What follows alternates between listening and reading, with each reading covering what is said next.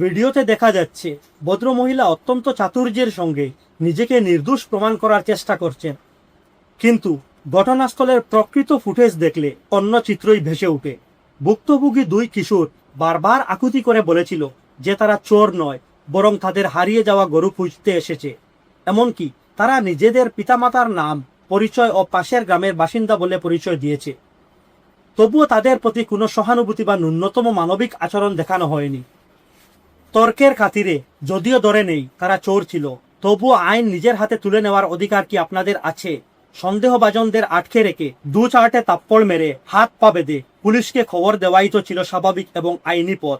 অথচ দুই কিশোরের উপর 40 থেকে 50 জনের দল যেভাবে আগ্নেয়াস্ত্র নিয়ে ঝাঁপিয়ে পড়েছে, তা দেখে মনে হয়েছে তারা যেন মানুষ নয়, বরং হিংস্র ক্ষুধার্ত প্রাণীতে পরিণত হয়েছে।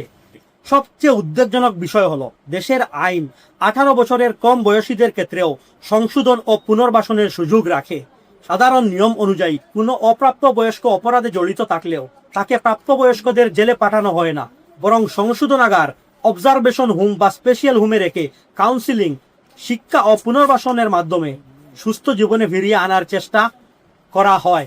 এমনকি 2015 সালের সংশোধিত আইনে 16 থেকে 18 বছর বয়সীদের ক্ষেত্রে জঘন্য অপরাধের অভিযোগ থাকলেও তাদের ভাগ্য নির্ধারণ করে কিশোর ন্যায় বোর্ড, জুভেনাইল জাস্টিস বোর্ড।